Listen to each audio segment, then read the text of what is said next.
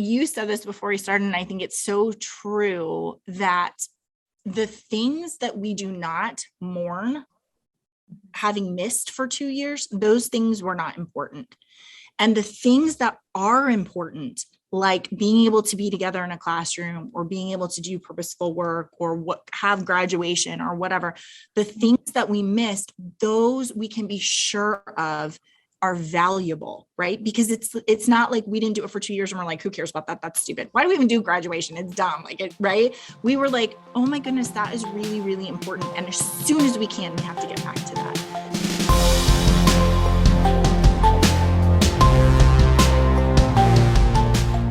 Good afternoon, everyone, or whatever time of day it is that you're joining us. This is episode number 48 of Cap and Gown. I'm Rachel Phillips-Buck, VP for Student Success at Ferris Resources.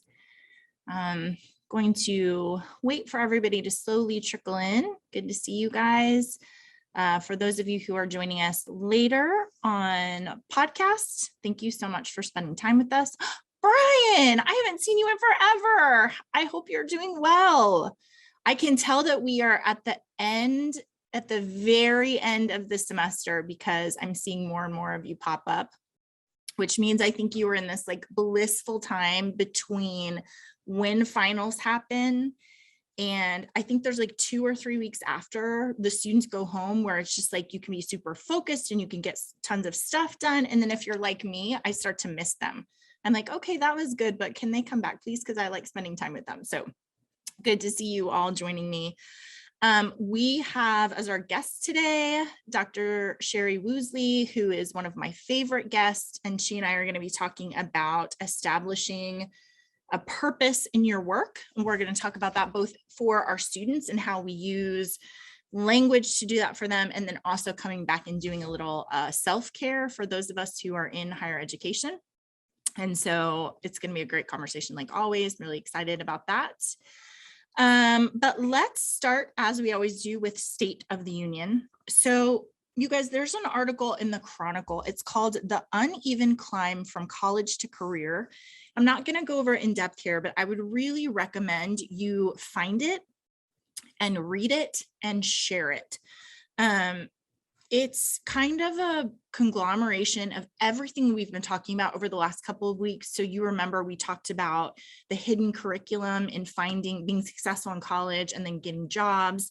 We talked about how important internships are, how necessary it is that our college students know how to leverage a network and even are granted access. We've talked about pay disparities. So this article goes through everything that we've talked about and just puts it together in a really great narrative that is a compelling case for why career is so important on our college campuses. So I think it's a great article. It's full of facts, and it would be a really good one to either share with the Career Center so they can make their case, or just to have a conversation on campus about how this idea of career is becoming really at the top of the narrative for so many college students and parents, given what's happening in the economy and all sorts of things that have come out of COVID. So I highly recommend that article. I think it's going to be really powerful for you guys. The next one is related in that we have got to do a better job of informing our students about the world of work. You know, this is the world that Matt and I came out of, and Sherry has a lot of experience with this, helping students with career exploration and readiness. But I don't know if you saw today in USA Today, they did a survey of, let's see, I think it's like, I don't see the number of how many students they surveyed, but they did, 1,000 surveys, 1,000 students. So they did a survey of 1,000 students. Of those students, students expected to make $103,888 in their first job after graduation, which is almost double what the actual average is. And we were talking about this, Matt and I were talking about this beforehand. 55,000 is the national average for a that's a starting salary for college graduates, which still seems very high to me. The summary is that undergraduate students underestimate their starting salaries by 88%. So journalism students, for example, expected to make 139% more than the median journalist starting salary. So they thought they'd make $107,000. The actual starting salary is more like $44,000. This continued into 10 years from graduation. So they asked them, what do you expect to make 10 years into your career? They expected to make $200,000, but in reality, the average salary is $132,000. So there's a lot of conversation that needs to be had with these students to just help them benchmark and understand what's going on. When I work with students in career, I would send them to ONET, which those of you who do career stuff, you know, and it will tell you, here's how much money you're going to make, and here's whether or not this job is going to be around in 5 or 10 years. So great conversations for us to have. You just set students up for disappointment if their number is so much bigger than when they start looking for jobs and they're like, what's going on with this salary? So I think that's a great article to be having conversations about. Another interesting thing, I don't know if you guys saw this article, how a small university flipped 150 acres. So I guess it's a story of success. There's a school, which is Gwynedd Mercy University. They had a huge master plan, and in 2018, 150 acres next to their campus went up for sale, which they bought for $12 million. They were really excited. They were going to build all these new buildings. Fast forward 3 years, and the value of the land went up so much that they sold it for $31.5 million. And they got a grant to help them build their new buildings. They decided just to do it on their main campus. So they got a $10 million grant to build those buildings. So in the space of 3 years, they made $29 million on that investment, which is pretty interesting. It's a interview with the president, and basically all of the questions are like, hey, so is there anything you can tell other schools about how to do this? And he's like, no, it was just really good luck. We were just really fortunate to buy at the right time and to sell at the right time. So that's a win for them. Congratulations. Okay, I have 2 more for you. The first one is about this gentleman who's 22 years old, who is featured in Fortune magazine and Fast Company. He was accepted by MIT, Yale, and Stanford. He decided to go to MIT because they gave him a full ride. He is on TikTok. His handle is at GOHARS, and then guide. He has 1.7 million followers, and he creates videos instructing academically minded students on how to do their homework faster, how to ace essays, how to improve their memorization, how to do well in a multiple choice test. His highest traffic video received 6.9 million views, and it's part of his How to Find the Motivation for School series.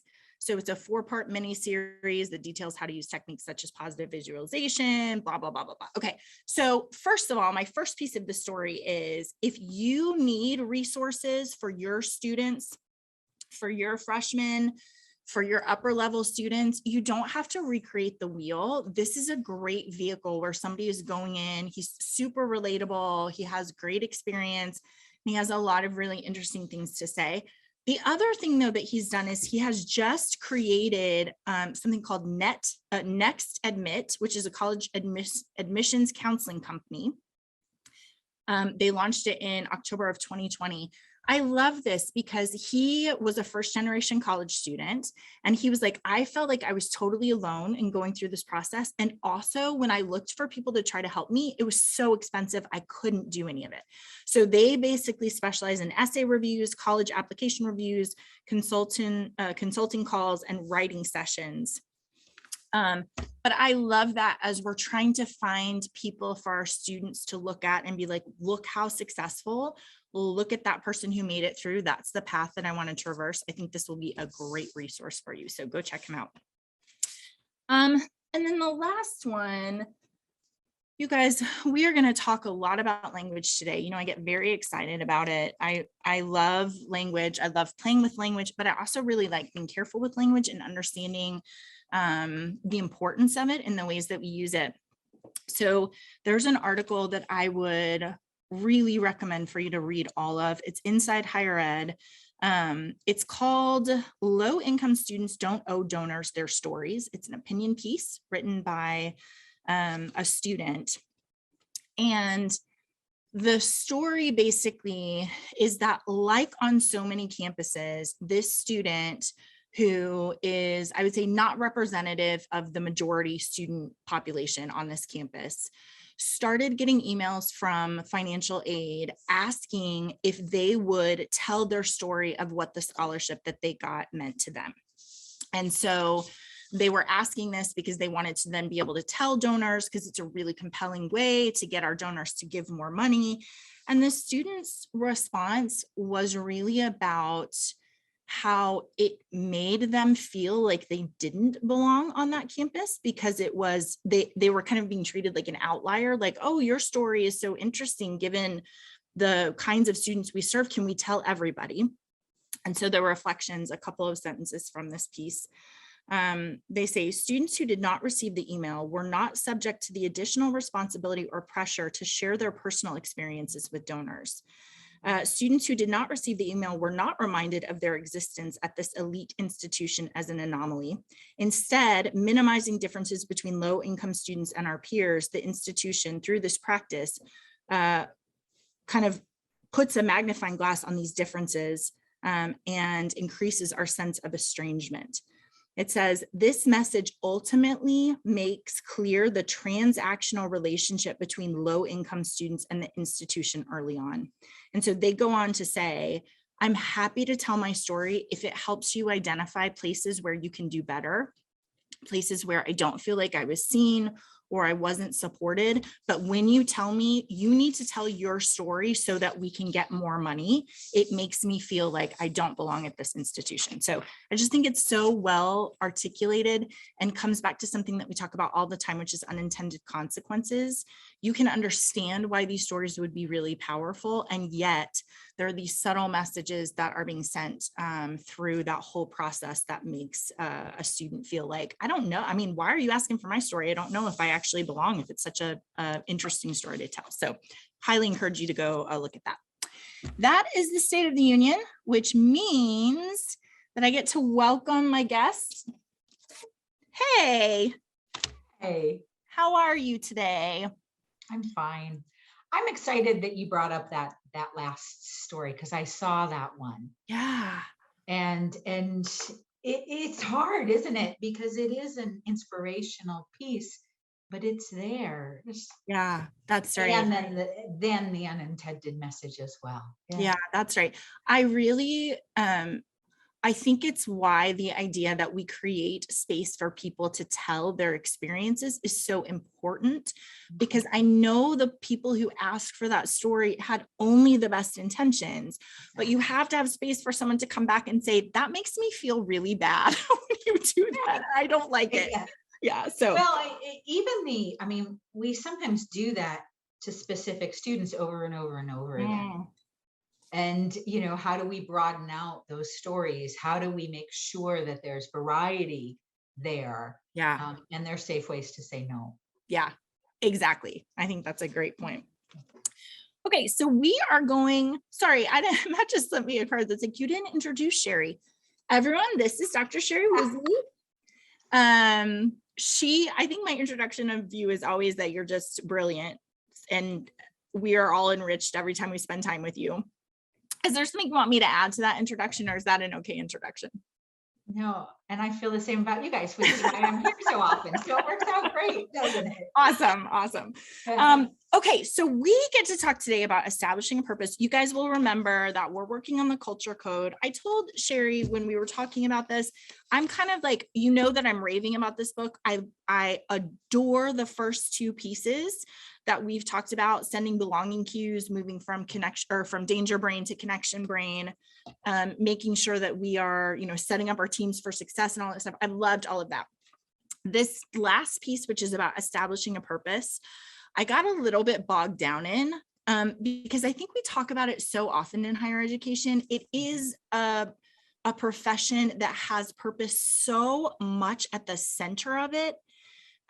It's what draws us to it. It's what gives us life. I think for the most part, don't get confused about how important what we're doing is. So I think we talk about it a lot, but there are a couple of elements from the book that I want to bring into our conversation. So one thing is when we're talking about establishing a purpose, this is for your teamwork or for your student or for whatever you're doing. They refer to it as a pattern of signals that are constantly communicating, here we are, and here's where we're going. And I love that framework. I think it resonates with the connection part that I'm always talking about, where you're looking at a person across from you and you're like, here we are. This is the space that we're in together, right? This is the transition we're in together. This is the rhythm of the academic year, whatever that is. This is where we are. And then moving through all of the obstacles to be able to convey this, and this is where we're going together. And, you know, I think higher education in general is pretty good at this. Do you agree with that? I do. I think higher ed is clear on it's clear at the high level of the purpose, right? Our purpose is to really educate students and change lives and do those things. I think where you see disconnects is either when you go down a few levels or when you talk to students, because that's not their vision. Right. Yeah, that's a really good. Their vision, some of them it's to get an education, some of them it's a job, some of them aren't clear on their vision. Yeah. That's really interesting because I think part of it's a tightrope act, isn't it? Because you're trying to deliver vision to your students. You're trying to say you can be successful and you're going to learn how to think and you're going to be able to get a career and all of those things. Yeah. And yet they do come with their own vision sometimes. And that's okay. It's okay for them to. Yeah. They should, right? That's right. So we we should in those individual spaces be creating shared vision. Right. So then the question is, how do we do community vision? Yeah, that's exactly right. So I love this pattern of signals because this word of signals is these little subtle ways that we're just nudging and showing. And I like thinking of it in a positive sense because we've talked before about how easy it is to give negative signals. You don't belong, you should be ashamed, you're doing a terrible job, right? But the time and space, and I was thinking, Debbie's joined us, I see her participating. And I was thinking about how many of you, just like Debbie, are thinking this summer of like reorienting, reorganizing, changing things that through this process of language audits and all those things, you're like, hey, I don't think we do that great. So many of you have said, which you'll love this, Sherry, the change from academic probation to academic recovery. Yes, please. So many of you have been like, why do we call it academic probation? It's so awful, right? But I love this idea as we're coming up on the summer that there are little processes and little signals that you can go back and say, hey, we're going to do that in a really different way. And part of that process is capturing your use of storytelling, right? I love telling stories so much. I really do. It's like, I love fun stories, but I also find so much power comes through not telling the facts, but actually telling the story. And people remember it. I was thinking, I have college professors that told me stories that I still tell today because they made such an impact on my brain. And I don't remember a lot of what my faculty members lectured about, but I do remember their stories. You know what I mean? So we actually have been talking about storytelling in assessment circles for a while because it can be such a powerful way to share data. And it was fascinating to me to go back and look at definitions for stories. Stories are narrative, cohesive narrative, start to finish. That's one of the reasons you remember them is it's not just little pieces, it's the narrative. Another reason you remember them is they often hit emotions. Yeah. And we remember emotions. And then the other thing I would say that I think is really powerful that we sometimes forget about stories is stories are interactive. They create a connection between the storyteller and the audience. Yeah. And the wild part to me is in assessment presentations, we begin and I say, what are your favorite stories? And the whole room perks up and somebody shouts out Harry Potter and other people go, yeah, Harry Potter. And suddenly there's this shared experience. And then I go, let's talk assessment. And everybody goes, Yeah. Why are you gonna be a downer? it just changes the whole nature of the conversation to talk about fun things and to say, oh, even if it's not fun, I like, sometimes I'll say TV shows and somebody will say Real Housewives and other people will go, yeah, this one, but not that one. And like suddenly there's this connection. That's so good. So this is in this book. I want to read it to you. It says, we tend to use the word story casually as if stories and narratives were decorations for some unchanging underlying reality. The deeper neurological truth is that stories do not cloak reality, but create it, triggering cascades of perception and motivation. The proof is in brain scans. When we hear a fact, a few isolated areas of our brain light up, translating words and meanings. When we hear a story, our brains light up like Las Vegas, tracing the chains of cause and effect and meaning and feeling. Stories are not just stories. They are the best invention ever created for delivering mental models that drive behavior. So it's exactly what you're saying, Sherry, that we say story like it's a kids thing. Like stories, right? Yeah. But in actuality, the stories we tell and the ways that we tell them reflect a really deep, fundamental belief about things. And there's such a shortcut. I don't know if you've had this experience, but there are stories. I'm the storyteller in my family. So I, from my Phillips side of the family, have tons of childhood stories that I tell. I have tons of stories that I tell Lillian, and she will come to me and say, will you tell me a story about Red, my mom?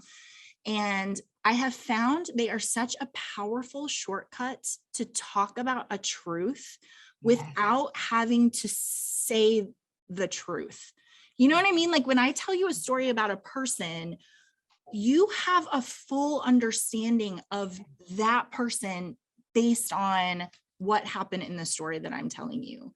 A really good story shows you things. It doesn't tell you anything. Yeah. So we don't say they're really good or unhappy people make bad decisions. Right. Show it to you. Right? And you watch it and you go, yeah. Right? Yeah, that's really funny. It's like what happens when we say, and the moral of the story is like, hey, in case that was a bad story and you weren't paying any attention, I'm going to tell you what I just told you without saying the words. But yeah, that's exactly right. And haven't you ever like had a kid tell you a story and you're like, uh-oh, I don't know what the moral is. Right? Yeah. Because it's not clear. And you're like, I don't know. Am I supposed to not like that person? Am I supposed to think that they're not fair? Like, help me here. Yes. You're telling me this because, right? What are we supposed to do? What's my reaction supposed to be? Am I supposed to be outraged with you or like? Which speaks to this idea. One of the powerful things about storytelling is how you frame things. And like we were just saying, we tell our students stories. If we're doing a good job, we're telling them just like we would do to our kids, not about the adult perspective, but about their perspective, about what it's like when they go to college, about what it's like when they experience hardships.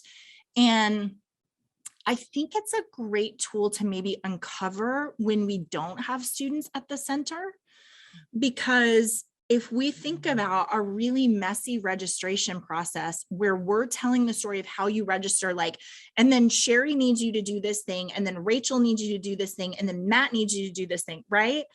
Versus telling the story like, hey, you're a student going to go to one place and all of these people are going to be there and they're going to help you complete your process. It uncovers are processes that are not student centric, right? When we're talking about it, like, and then I need them to blah, blah, blah, blah, blah. And they're like, that framing is not going to work for me. Well, the other thing about the contrast you just put together, if you go back to this sort of cohesive narrative, the first one was peace, peace, peace, peace. There is no cohesive narrative there. Yeah. Yeah. Whereas a true story, I mean, this step leads to this step, and you notice when this step goes to this step, and you're like, wait, what? And Yeah. either it's going to be a mystery and it's going to come back and you're going to go, oh, that's why that That's why. there, right? Yeah. Or it's not going to come back and you're going to go, what was that scene? Why did I do that? That's so good, Sherry. You think about students being like, sorry, why did I do that thing? Because it's like, that has nothing to do with anything that's in my life, versus this is how we're setting you up for success in this process, right? I really love that. I also was thinking about, on a campus, stories that we don't tell, and how, again, I think that shines a light on I don't know what it uncovers for us, the stories we don't tell, because there could be a lot of different reasons that we don't tell those stories. But I definitely think if you have stories that you don't tell on campus, it's a place to pay very close attention. It should be a stop sign for you, where you go, hold on a second. I was just working with a campus where they told me, hey, we have a referral program, but we never tell students the name of it, because they had named it something like, stoplight, or you're in trouble, or something crazy like that. And they're like, we never tell students that that's what it is. We're very careful to avoid it. And I was like, hold on. Should come up with a different name. If that's not a story we want to tell, we need to stop for a minute and say, why is that? Because it's painful, because it's embarrassing, because it sends the wrong signal. Why are we not speaking about everything that's happening on our campus, right? And so it's okay to signal that that's what it is to our little inner circle, but not to everybody else. Yeah, that's exactly right. And Sherry, I was thinking about how this bid for vulnerability, how part of what we're trying to say is like, we want to be vulnerable and we want to have this vulnerability loop. And I was thinking about, I have a story from my childhood that was really painful, and I don't like talking about it. And yet, when my daughter went through a really similar thing, I found her telling the story, like I was telling her my story of when this happened to me. And I don't tell people that story, but it was so powerful in this place where she has a similar experience, to open up my vulnerability and say, I'm going to talk about this thing that I don't really like talking about, because it's going to help you and it's going to bind us closer together. You're going to know something about me that you didn't know before. And also there's a way forward. Like, we can just, we're going to get through this. And you have to understand the power of a story to take that out, that story you don't want to tell, and say, I'm going to share this with you because we're going to get closer and I want you to know something that's true about the world, right? Isn't there a sense of appropriateness of place and sharing and audience and connection? Because if you took that story out to every stranger you met, every appointment you had with the student, everything, people would be like, whoa, back up, lady. That's a bit much. That's a bit much, Rachel. But I think the right story in the right place means you heard her. Yeah. You understood her and you connected. Right. And you were willing to take that risk with her. Yeah, exactly. Because I mean, she could have heard your story and went, and worse, right? Like, I mean, Sherry, that's so good to come back to, like, a safe space and place for sure. But then also how we receive other people's stories and the feeling of empathy, and this place where we can share stories without it becoming about me or becoming just about you, but that we're in space together and you say this thing happened to me and I say this thing happened to me, and let's compare that and talk about how that was hard for you and it's hard for me, right? Whatever those what worked pieces and are. what didn't, and why they're the same and why they're different. And it becomes a conversation that's really Yeah. powerful. Yeah. And I find that to be true. Like when I was working with students, I was saying the other day about sharing vulnerabilities. And when I would say like, hey, I was not a good college student. I really struggled. I didn't go to class. These things were happening. That then all of a sudden becomes a conversation where they can say, well, why is that? Or what happened there? Or, right, that sounds really similar to me, instead of me being like, and you need to do these things. Because again, those are facts. That is not a story. That is not going to resonate with a person. Well, and you're using the story for connection. You're not using the story to tell them what to do. Right. There is a purpose, a direction. But I always think of it, this connection space is a discussion space. It's not a lecture space. So you can lecture a story, and we've all lectured a teenager. Right. Right? Yeah, that's exactly right. You have to, the way that you know how to tell a good story is you do have to understand the heart of it, right? You can tell the facts of a story, you can lecture a story, but it means that you've missed this sacred thing that you're trying to transmit to your students about how sometimes it's hard, but they can be successful, or how they're an important part of the community, right? Totally different than just being like, yeah, of course you belong here. What's the problem? As you said, it goes back to vulnerability. If I'm a lecturer, I'm not vulnerable. Yeah, not at all. There's I'm no just conversation. You, right? Like I'm just shooting it out at you. Yeah, just absorb everything I'm telling you right now. That's what you need to know. I was thinking about redefining processes and pulling this idea of storytelling back to establishing a purpose. And I was wondering about looking at processes on your campus that maybe aren't tied to purpose, don't have a student perspective on story. Matt and I worked for a campus several years ago that is a very small campus, but they serve Alaska Natives. And they had an orientation process that was very much in the way that we're talking about a lecture. So it was like, okay, come to campus now, get your key. Now that you have your key, now you have to go do this thing. And now that you've done that, then you've got to meet with your advisor, and then you've got to pay your bill, and then you've got all this kind of stuff, right? And it was a really vulnerable population. They were coming oftentimes from villages where people didn't have college degrees. And so it was the nice thing was they were all very similar in terms of past experiences, but they were very vulnerable. And so we did this process where we just said, we are going to take control of orientation, and we're going to pretend like every single thing that they do in this process has a purpose. And so we just went through and said, okay, the very first thing on Thursday, your theme is you belong here. And so when you get to campus, you're going to be welcomed. You're going to be shown to your room. We're going to be telling our RAs and RDs to be talking about, oh my gosh, we've been longing for today. We have been we've been preparing this place for you, waiting for you to come. We are so excited you're here. And every element of what was happening on that day was this idea of you belong with us. You're in the right place. This is the community you belong to. We're going to cast a vision for how we're going to be together. I want you to remember this day, because in 4 years, when we graduate, we're going to go back and remember, you were welcomed, you belong there. So first day, you belong. Second day is you're going to be a successful scholar. So the narrative there is basically, we have classrooms and computers and coffee and community space and rooms for you to rest. And there are faculty and tutors and mentors and anyone else you can think of. And we've designed this space for you to be able to be successful. And so we just gave them that language of you are a scholar.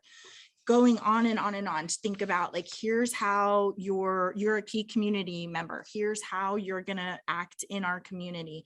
And then the last day was Sunday. So we said, you have to practice rest, and we're going to teach you. This is so important in college. I say all that to say, Sherry, that if we picked any process and we went through, and I think the right thought exercise is to say, what is the theme of this thing? So the theme of students coming on the first day is you belong with us, right? And then we go through and we say, where are the places where we can send implicit and explicit messages that are going to communicate that theme? How are we going to use specific language? And then how do we, also solve the problem of you need your key and you've got to go see your advisor and pay your bill, right? It's just such a beautiful way to think about orientation as telling a story with all of these elements that are inviting your students deeper and deeper and deeper into community. And I just love thinking about any of those processes on campus and saying, what if we said every single element here has to have a purpose? Wouldn't that be so fun? I could do that all day long. I really could. I think it would be such a fun job to just be like, okay, well, we need students to register for classes. So how are we going to say what's the most important thing about that, and then build in all of these messages about you're a scholar, you're going to be successful. I get very excited about language. You know, that's true. Okay, so anything else that you want to add about storytelling or message for our students establishing purpose before we move over to our student life colleagues, academic colleagues? Okay, so let's shift gears a little bit. And you and I had a conversation beforehand about this idea of tying our work to purpose. Like I said at the beginning, I think that we in higher ed have purpose so much at the center of our work. And I think one of the ways that we've lost our way a little bit in the last 2 years is that so I think COVID did two things for us that really, I think, are the reason why we're exhausted and feeling a little bit overwhelmed. I don't know if you've had this, Sherry, but I'm pretty sure that everybody I've talked to in the last month and a half, I think it's because we're at the end of the semester and summer is close, but not here yet. Yes. Everyone is just like, I am tired in a way that I wasn't even in the fall when I thought I was tired, or tired in the spring when I thought I was tired, or, you know, it just seems like it's hitting everybody now. Have you had this experience with your people? And I hate to say it, the words that come to mind aren't pretty. I'm fried, I'm burnt out. There are days where I feel cynical, and nothing is worse than that to me. Yeah. You know, like where you're just like, yeah, for sure. Yeah. And they are signs of burnout. Yeah. To one extent or another, we're tired. And so trying to think about, for people who purpose is so important, before COVID, anybody that you talk to in higher education, whether it's faculty or student life people, like, we know why we're doing what we're doing. We believe in it. It's important. It impacts the world for good. We name our students, we see them, right? Like, we are not confused about the value of our work. And I think part of what COVID did, it's kind of twofold. One is that it reframed our work in terms of why are we doing it? We're doing it because there's a pandemic. Everybody stay home because there's a pandemic. Everybody stay home because, or keep your mask on because there's a pandemic. Yes, there are bigger reasons, right? You were really good to be like, hey, but also we're protecting each other and we're trying to make sure that everyone's safe. But so much of, like, I'm thinking about COVID management, like, why am I opening all of these cases and managing them and doing tests and blah, blah, blah? Because there's a pandemic. And so I think we got a little, because we're tired, we got that disconnected from our purposeful work, which is exhausting when you're just doing a thing because you have to do the thing because that's what's going on. That is not conducive to joyful, life-giving work. And you actually have a lot to say about how important it is for people to feel like they have a vision for their work and like it's important and they're going to be learning and growing, right? Well, I've been reading everything I can read over the last 2 months about happiness. I like it. And you know, and at one level, it's really like I've been reading about happiness at work, engagement, fun, optimism, and it's really interesting stuff. But a couple things that strike me that maybe relate to what we're talking about. One is the sort of, when you break down happiness and you look at the happiness research, a lot of people talk about it being combined pleasure, like feeling good feelings and that kind of stuff, engagement. You can't be happy if you're not involved and engaged in something, right? Interesting. Yeah. And the third one is purpose. Oh, Because without purpose, it's just, I don't know, hedonistic, like, and you see people who get that way without purpose. for sure. But for happiness, purpose is part of it. Yeah. But I was listening to you talk, and the one concern that I have that I hear is, and I read an article earlier today about it, is we have somehow or another told ourselves that work, we should love our work and it should have huge purpose. Yeah. And it should, like, that's ideal, right? But we somehow lost it still has to have boundaries. And we still have to put boundaries around it. Yes. And we still have to protect ourselves and give ourselves fun and happiness that isn't work. Absolutely. And I think that is where, to me, where burnout and everything I've read about sort of happiness and engagement, a lot of times it's really hard to think about how to measure it because it's almost the opposite of burnout. Yeah. And I don't want to measure the opposite of burnout. I'd rather measure something more inspirational and more exciting. But if you think about burnout is boredom, disengagement, disconnection, all of those things. And it doesn't come from only a lack of purpose. It does come from, I'm tired. Yeah. I've got too much. I can't continue at this pace. I can't keep giving. Yeah. I like that's And actually, I really appreciate that because I actually think that it is a place where higher education professionals are particularly in trouble, because the benefit of having your work be tied to purpose and something you believe in is that you get to do purposeful work, which how could that be bad, right? But the hardship is that then when it is purposeful, you're never really sure when you're allowed to say, that's enough. Like, I don't have any more to give here. I'm going to say no to things. I'm going to not do these things because there is an intrinsic, like, I'm doing this for the good of whatever, right? And so I do think it is such a community of giving people that then can be really exhausted and worn out, even if they understand the purpose of the work, right? And I'm looking at this student, and for me to say no means something for that student. Right.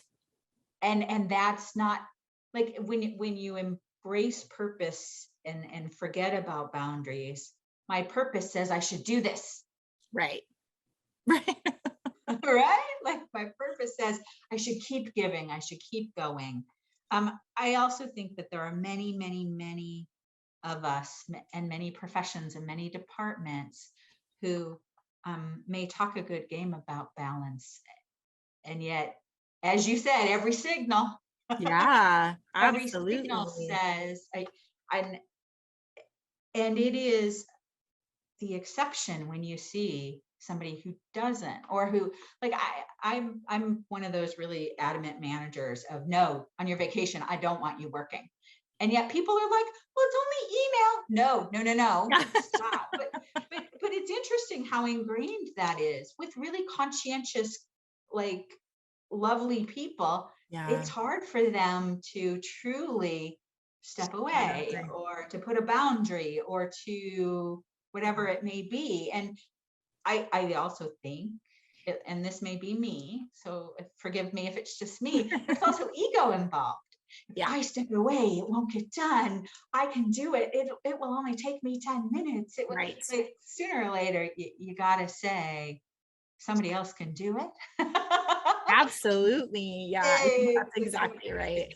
I'm so important to this process or this whatever that if I step away, what's going to happen? It'll be fine. I mean, we like you, we want you to do your work, but also it's okay, And if it's not okay, then that's the problem. It's not you. That's exactly right, Sherry. I think about, I have seen this so often at a university where somebody who does all the things quits and then they hire 5 people.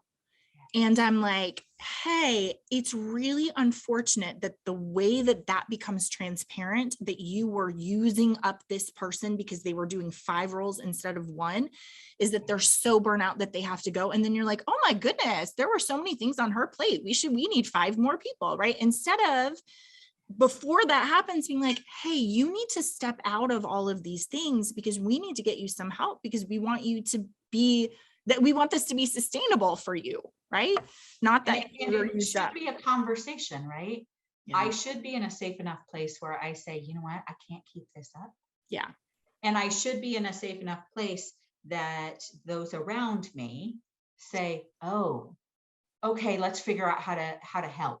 Yeah, right? That's exactly right. It's really funny. I think of a couple of places where somebody was so important that they refused to give up anything, but they mostly were doing a terrible job. Not really their fault. They just couldn't, they had too many things to do, And then it was like such a huge decision for them to be like, I need help. And we're like, we know, yes, we see that you need help. You're kind of doing a terrible job. We would love to resource you if you will let us do that. But having the freedom and the confidence to come and be like, I have too many things, I'm not doing a great job, I think is really, really difficult for people to do. And to be fair, sometimes not safe, right? Sometimes people are like, no, you have to keep doing what you're doing. Yeah. So, okay. Well, one other thing that I want to pull out of this book is they ask, as we're tying our work to a purpose, what are the beacons that focus our attention and engagement on our end goal? And I'm really conflicted about this because, again, I think that in higher education loves pomp and circumstance, and they really love like these beacons of graduation, and we have orientation, and we love that stuff, right? But I think the double whammy of COVID is that we both took our eye off of this purposeful work, the purpose that we had before. And now we're like, okay, now it's COVID. Now this is what we're doing. But also it yanked out from under us these beacons that remind us of why we do what we do. So graduation is canceled, orientation is canceled. We're not going to have faculty in the classroom with our students, which is where they're getting life. We don't have res halls with students in there, which is where student life, is connecting with them. All of these little things that we normally, I don't get to work with my colleagues. I don't get to be in the same place with them, striving towards the same goal. We're not having our staff meetings in the same space, right? Where we're reminding each other like, hey, you're doing a good job. This is why we're doing this. And I think we are missing those beacons that pull us back to this is why we're doing what we're doing. And I was thinking, Sherry, what you were saying about being in the same space with someone. So you guys are back in the office occasionally together? We're doing hybrid. And I think we're doing hybrid for a variety of reasons. I will tell you the one that surprised me the most is the fact that we're super productive alone at home. Yeah. So at home, I can sit down and I can pound through things and not have interruptions and other things. So that's been really interesting. On the flip, we've gone back a couple of days, like we're going back about 1 day a week right now. I think in that 3-hour morning that we were back, we got 2 days worth of homework done. Yeah. So it was fascinating. Now we purposely, and I was really deliberate about this with my team. Let's make a list of the things that would benefit us being together in the same room to talk about. Yeah. Things we need a whiteboard. I love whiteboards. Yeah. I've been missing my whiteboard. What do we need the whiteboard for? What do we need to look at? Let's make a list of those. And I thought we had a list that was going to carry us for 3 weeks, and it carried us for 3 hours. Yeah. And we just pounded through it. So that was really actually lovely.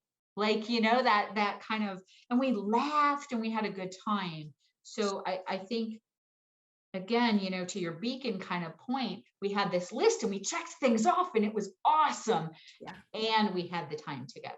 Yeah, absolutely. But I think, like, for me, that's been part of the transition of, what is our goal? Our goal is to get these things done and get them done well. And so to kind of keep reminding everybody as we make decisions, should we be back? Should we not be back? Where should we be? Goal, goal, goal, goal. Let's figure out the goal. Here's a list of things we think we can do faster in person. Let's get together in person. Yeah, I think that's great. I think we are really, really thirsty for that in-person piece that just cannot be duplicated elsewhere. Yes. And I think, I mean, I know so many of our schools are back in person. I know you guys had graduation, and that's exciting for everyone to be back. But I do think we're at a deficit, right? Because it's like, we still have to fill up that reminder because we've missed 2 years of those things. And so we have to, first of all, I mean, I know people don't love this, but I'm a big proponent of, like, we have to grieve a thing. We have to say, like, yeah, that was really hard. We missed those beacons and we're going to be different because we didn't have them. And then I think moving from survival brain into thriving brain and saying, you guys, we are so close to summer. I am really hoping, I was saying at the office today, we had a lot of direction from leadership during COVID about what we should and should not be doing. So stay home, but we need you to connect with our students, but we need you to manage this thing. And right. So we had a lot of direction from leadership. And I am really hoping that our leadership in all of our different places gives the same amount of direction about, you need to have a summer where you are taking care of yourself and healing so that we can get back to fall and you doing this work that you love. So we are really close to summer, and I'm thinking about that thriving piece. How do we use the summer, unlike we've had to do for the last 2 summers, which is like, oh my gosh, make sure that students are connected. And you did a great job of that. You guys did an awesome job. But also we've got to build in some of those places to say, like, hey, I want to start fresh in the fall. I was talking to someone the other day and they were like, I had all these things that I was going to do for the summer. And so every time I had a good idea, I just put it in the summer bucket. And then we had graduation and I woke up and came to work and I was like, oh no, it's the summer, everything that I wanted to do. I would say, when I think about all the stuff I've been reading about happiness and optimism and everything else, one of the things we have to do this summer is bring back some of the joy and fun. Mm-hmm. And it doesn't have to be, as one of my colleagues calls it, mandatory fun. Mandatory fun. You will have fun, yeah. Because that alone, and if you're creating mandatory fun, really think carefully about that. But the fun of we were talking earlier about shared joy, talking about those stories, talking about even when I was thinking about, I don't know about you, I'm having a ball right now. This year in particular, I'm old, so I use Facebook, but seeing everybody's graduation pictures this year to me has a different level of meaning and joy. So maybe that's my way of grieving, is also celebrating this. Oh my God, it's so fun to see all the pictures and to see who's doing this and see the transitions and to kind of have those shared joy points, I think will help us. Yeah. If we can think about what those are, think about how to make sure we have them for us, for our students, everything. Well, it is for sure being reacquainted with what those things mean to us because we've been without them.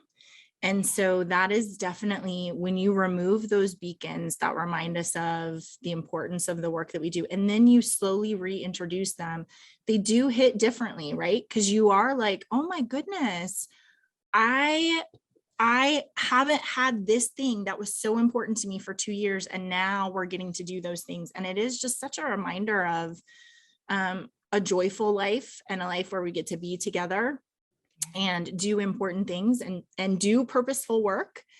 And you said this before we started, and I think it's so true that the things that we do not mourn having missed for 2 years, those things were not important.